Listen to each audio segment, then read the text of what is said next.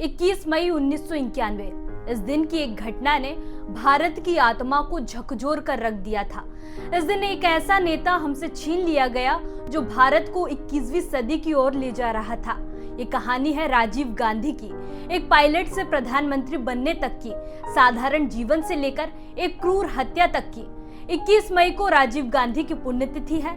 इस मौके पर हम आपको राजीव गांधी के जन्म से लेकर प्रधानमंत्री बनने, राजीव सोनिया की लव स्टोरी, उनके ऐतिहासिक फैसले, उनसे जुड़े चर्चित विवादों और राजीव गांधी के जीवन के अंत की पटकथा के बारे में बताने जा रहे हैं। नमस्कार, मैं हूं प्रतीक्षा पाराशर और आप देख रहे हैं यंग भारत न्यूज। राजीव गांधी की पुण्यतिथि पर हम सबसे पहले उनके शुरुआती जीवन पर नजर डालते हैं। राजीव गांधी का जन्म 20 अगस्त 1944 को मुंबई में हुआ। वे देश की पहली महिला प्रधानमंत्री इंदिरा गांधी और फिरोज गांधी के बेटे थे। मां प्रधानमंत्री नाना जवाहरलाल नेहरू देश के पहले प्रधानमंत्री और कई पीढ़ियों के लोग स्वतंत्रता सेनानी। लेकिन राजीव की परवरिश राजनीति से दूर एक सामान्य जिंदगी की तरह हुई। उनकी प्राथमिक शिक्षा देहरादून के प्रतिष्ठित दून स्कूल में हुई। इसके बाद उन्होंने इंजीनियरिंग पढ़ने के लिए कैम्ब्रिज यूनिवर्सिटी का रुख किया। राजीव गांधी लाइमलाइट से दूर एक शांत जीवन जी रहे थे और तब उनकी जिंदगी में आई सोनिया। दोनों की लव स्टोरी काफी दिलचस्प है। इटली के एक छोटे से कस्बे में जन्मी एक साधारण लड़की। 1965 में कैम्ब्रिज के एक रेस्टोरेंट में उनकी मुलाकात राजीव गांधी से हुई। पहली नजर का प्यार हुआ और धीरे धीरे ये रिश्ता गहराता गया।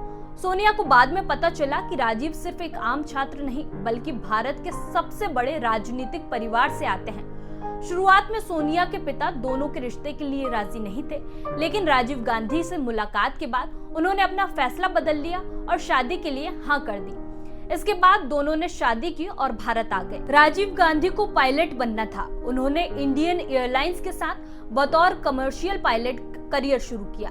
एक तरफ जहां पीढ़ियों से उनका परिवार राजनीति में सक्रिय था, वहीं राजीव को राजनीति से दूर रहना बेहतर लगता था। उनके छोटे भाई संजय गांधी ही मां इंदिरा गांधी की राजनीतिक विरासत को संभाल रहे थे, लेकिन किस्मत को कुछ और ही मंजूर था।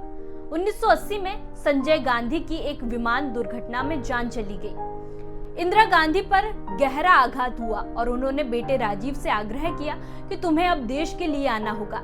राजीव ने मां का सम्मान करते हुए राजनीति में प्रवेश किया और 1981 में अमेठी से चुनाव लड़ा और सांसद बने। यह सिर्फ एक शुरुआत थी। 31 अक्टूबर 1984 भारत ने अपनी पहली महिला प्रधानमंत्री इंदिरा गांधी को खो दिया। इंदिरा गांधी को उनके ही अंगरक्षकों ने गोलियों से भून दिया। देश शोक में डूब गया और ऐसे समय में युवा राजीव गांधी को प्रधानमंत्री की शपथ दिलाई गई। महज 40 साल की उम्र में वे भारत के सबसे युवा प्रधानमंत्री बने।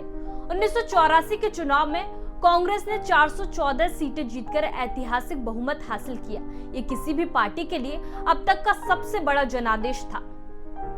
राजीव गांधी के राजनीतिक जीवन में कुछ ऐसे विवाद भी जुड़े जो न केवल उनके कार्यकाल पर असर डालते रहे बल्कि आज भी कांग्रेस पार्टी को उनके प्रभाव से जूझना पड़ता है। आइए जानते हैं राजीव गांधी से जुड़े उन प्रमुख विवादों के बारे में जिन्होंने भारतीय राजनीति को झकझोर कर रख दिया था। इंदिरा गांधी की हत्या के बाद देश भर में भयंकर सिख विरोधी दंगे भड़क उठे, जिनमें हजारों सिख मारे गए। इसी दौरान राजीव गांधी ने एक बयान दिया था, जब कोई बड़ा पेड़ गिरता है तो धरती हिलती है। इस बयान को दंगों के पक्ष में दिया गया बयान माना गया और इसे लेकर राजीव गांधी पर वर्षों तक आलोचना होती रही। आज भी ये बयान उनकी विरासत में एक विवादास्पद अध्याय के रूप में दर्ज है।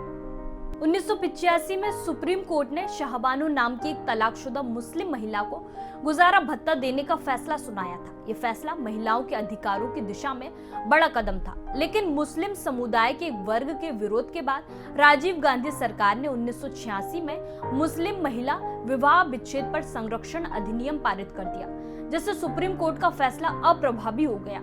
इस कदम को मुस्लिम वोट बैंक को खुश करने की कोशिश के तौर पर देखा गया और इससे राजीव गांधी की धर्मनिरपेक्ष छवि को गहरी चोट पहुंची। 1984 की भोपाल गैस त्रासदी दुनिया की सबसे भीषण औद्योगिक दुर्घटनाओं में से एक थी। इस हादसे में हजारों लोग मारे गए और लाखों प्रभावित हुए। दुर्घटना के मुख्य आरोपी यूनियन कार्बाइड के चेयरमैन वारेन एंडरसन के भारत आने के कुछ घंटों बाद ही छोड़े जाने को लेकर राजीव गांधी पर उंगलियां उठी। कहा गया कि राजीव गांधी की सहमति से ही वारेन एंडरसन को भारत से बाहर भेजा गया। इस मुद्दे पर आज भी उन्हें कटघरे में खड़ा किया जाता है। 1986 में भारत ने स्वीडिश कंपनी बोफोर्स से 1437 करोड़ रुपए में तोपों की खरीद का सौदा किया। कुछ ही समय बाद स्वीडिश रेडियो की रिपोर्ट में ये आरोप सामने आया कि सौदे में रिश्वत दी गई थी। आरोप लगे कि राजीव गांधी के करीबी लोगों को 60 करोड़ रुपए की घूस मिली। ये मामला इतना बड़ा बन गया कि 1989 के चुनाव में कांग्रेस की हार का प्रमुख कारण बना। ये घोटाला आज भी कांग्रेस के लिए राजनीतिक रूप से कमजोर कड़ी बना हुआ है। शाहबानो विवाद के बाद मुस्लिम समुदाय की नाराजगी झेल रहे राजीव गांधी ने 1989 में हिंदू समुदाय को साधने की कोशिश की। अयोध्या में राम जन्मभूमि स्थल का ताला खुलवाकर उन्होंने अपना चुनाव अभियान शुरू किया। ये कदम उस समय भाजपा के उभार को रोकने की रणनीति मानी गई, लेकिन अंततः मंदिर मुद्दे पर राजनीतिक फायदा भाजपा को ही मिला और राजीव गांधी को वोट बैंक की राजनीति का प्रतीक माना जाने लगा। इन विवादों से राजीव गांधी की छवि को काफी नुकसान हुआ। 1989 में उनकी सरकार सत्ता से बाहर हो गई, लेकिन वे विपक्ष में सक्रिय रहे। 1991 में मध्यावधि चुनाव की घोषणा कर दी गई। राजीव गांधी की हत्या 1991 में की गई, लेकिन इसकी नींव बहुत पहले पड़ चुकी थी। साल 1976 में श्रीलंका के उत्तर और पूर्व में तमिल समुदाय के लिए एक स्वतंत्र राष्ट्र की मांग को लेकर एक उग्रवादी संगठन liberation tigers of Tamil Eelam यानी LTTE का गठन वेलुपिल्लई प्रभाकरन ने किया। संगठन का घोषित उद्देश्य था तमिलों के अधिकारों की रक्षा और उनके लिए एक स्वतंत्र तमिल ईलम देश की स्थापना। उस दौर में तमिलों पर हो रहे अत्याचार के कारण भारत में भी उनके प्रति सहानुभूति का माहौल था। भारत सरकार, खासकर इंदिरा गांधी के कार्यकाल में तमिल विद्रोही गुटों को गुप्त रूप से समर्थन देने लगी। भारत की खुफिया एजेंसी रॉ ने कुछ गुटों को प्रशिक्षण और संसाधन भी मुहैया कराए ताकि श्रीलंका सरकार पर दबाव बन सके। लेकिन 1987 में हालात बदल गए। भारत और श्रीलंका सरकार के बीच एक द्विपक्षीय समझौता हुआ, जिसके तहत राजीव गांधी की अगुवाई वाली सरकार ने इंडियन पीस कीपिंग फोर्स यानी IPKF को श्रीलंका भेजने का फैसला किया। मकसद था श्रीलंका में चल रहे सशस्त्र संघर्ष को शांत करना और LTTE जैसे संगठनों को हथियार डालने पर मजबूर करना। शुरुआत में LTTE ने इस मिशन को सकारात्मक रूप से लिया, लेकिन जल्द ही उसे लगने लगा कि भारत की ये कार्रवाई उनके आंतरिक मामलों में हस्तक्षेप है। इसके बाद LTTE ने भारतीय सेना के खिलाफ ही मोर्चा खोल दिया। ये टकराव दोनों पक्षों को भारी पड़ा, सैनिक भी मारे गए और संबंधों में भी स्थायी दरार आ गई। राजीव गांधी की इस नीति से LTTE गहरे नाराज था। उन्हें राजीव में एक बार फिर खतरे की आशंका दिखने लगी, खासकर तब जब 1989 में कांग्रेस सत्ता से बाहर हो गई, लेकिन राजीव गांधी विपक्ष के प्रमुख चेहरे बने रहे। 1991 में आम चुनावों के दौरान जब राजीव गांधी दोबारा चुनाव प्रचार में जुटे तो उन्होंने एक इंटरव्यू में संकेत दिया कि अगर सत्ता में लौटे तो श्रीलंका में फिर से शांति सेना भेजने का निर्णय लिया जा सकता है। यह बयान LTTE के लिए किसी चेतावनी से कम नहीं था। संगठन को यकीन हो गया था कि राजीव गांधी अगर दोबारा प्रधानमंत्री बने तो उनके खिलाफ फिर सैन्य कार्रवाई होगी। इसी आशंका ने राजीव गांधी की हत्या की जमीन तैयार कर दी। LTTE ने राजीव गांधी की हत्या की प्लानिंग शुरू कर दी। 21 मई 1991 को जब राजीव गांधी तमिलनाडु के श्रीपेरम्बुदूर में एक चुनावी रैली को संबोधित करने जा रहे थे, राजीव गांधी को इस रैली में न जाने की सलाह भी दी गई थी। हालांकि राजीव गांधी नहीं माने। चेन्नई से करीब 40 किलोमीटर दूर राजीव जब श्रीपेरम्बुदूर पहुंचे तो रात के 10 बजने वाले थे। उस वक्त वहां सुरक्षा के नाम पर कुछ भी नहीं था। चेन्नई से करीब 40 किलोमीटर दूर राजीव रेड कारपेट पर तेजी से चलते हुए हर किसी से फूल मालाएं स्वीकार कर रहे थे, लेकिन तभी उनकी नजर एक छोटी सी लड़की कोकिला पर गई जो कविता सुना रही थी। वह आत्मघाती दस्ते की ही एक सदस्य थी। उसे देखकर राजीव वहीं रुक गए। इतने में धनु नाम की महिला हाथ में चंदन की माला लेकर आगे बढ़ी। राजीव गांधी को भी आभास हुआ कि कुछ तो गलत और असामान्य हो रहा है। उन्होंने कांस्टेबल अनसुईया को भीड़ को नियंत्रित करने का इशारा किया, लेकिन तब तक धनु राजीव के चरण स्पर्श करने का बहाना करते हुए झुक गई और अपने शरीर से लिपटे RDX विस्फोट से लदे डिवाइस का बटन दबा दिया। इस आत्मघाती हमले में राजीव गांधी के अलावा 14 अन्य लोगों की जान चली गई। हमले से पहले खुफिया एजेंसियों को लिट्टे की धमकियों की सूचना थी। राजीव गांधी को सलाह दी गई थी कि रैली में न जाएं, लेकिन राजीव गांधी ने कहा कि मैं डर के कारण लोगों से मिलना नहीं छोड़ सकता हूं। इस बहादुरी और विनम्रता की कीमत राजीव गांधी को जान देकर चुकानी पड़ी। राजीव गांधी के कार्यकाल को लोग आज भी याद करते हैं। उनके कुछ फैसलों ने भारत के आम आदमी की जिंदगी बदल दी। आइए ऐसे ही कुछ फैसलों पर नजर डालते हैं। राजीव गांधी ने 21 साल की वोटिंग उम्र को घटाकर 18 साल कर दिया था। इस फैसले के चलते करीब 5 करोड़ नए युवा मतदाता चुनाव प्रक्रिया का हिस्सा बने। उस समय इस कदम की आलोचना भी हुई, लेकिन आज ये फैसला युवाओं की राजनीतिक भागीदारी को मजबूत करने वाला साबित हुआ है।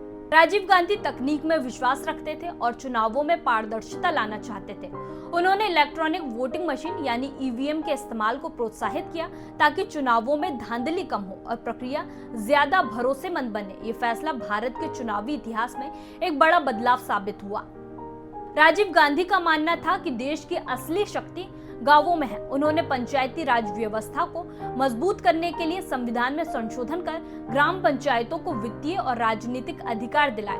1985 में शुरू की गई इस पहल ने गांवों को आत्मनिर्भर बनने और स्थानीय निर्णय खुद लेने की आजादी दी। राजीव गांधी को भारत में कंप्यूटर युग की शुरुआत का श्रेय दिया जाता है। उन्होंने युवाओं को विज्ञान और तकनीक से जोड़ने के लिए जरूरी कदम उठाए। उनके कार्यकाल में विज्ञान और प्रौद्योगिकी का बजट बढ़ाया गया और कंप्यूटर को आम लोगों की पहुंच में लाने की कोशिश की गई। ये वही समय था जब भारत ने डिजिटल युग में कदम रखा। राजीव गांधी ने 1986 में राष्ट्रीय शिक्षा नीति लागू की, जिसका उद्देश्य गुणवत्तापूर्ण शिक्षा को हर गांव तक पहुंचाना था। इसी नीति के तहत जवाहर नवोदय विद्यालय की शुरुआत हुई, जहां ग्रामीण बच्चों को मुफ्त और बेहतरीन शिक्षा मिलनी शुरू हुई। आज ये स्कूल हजारों बच्चों को एक उज्जवल भविष्य की ओर ले जा रहे हैं। एक साधारण जीवन जीने वाले इंसान से देश के सबसे युवा प्रधानमंत्री बनने तक राजीव गांधी का सफर प्रेरणादायक है। उन्होंने देश को तकनीक, शिक्षा और युवा शक्ति की नई पहचान दी। वहीं कुछ फैसलों और विवादों ने उनकी छवि को चुनौती भी दी। ऐसी खबरों के लिए जुड़े रहिए हमारे साथ। हम हैं यंग भारत, सच के साथ।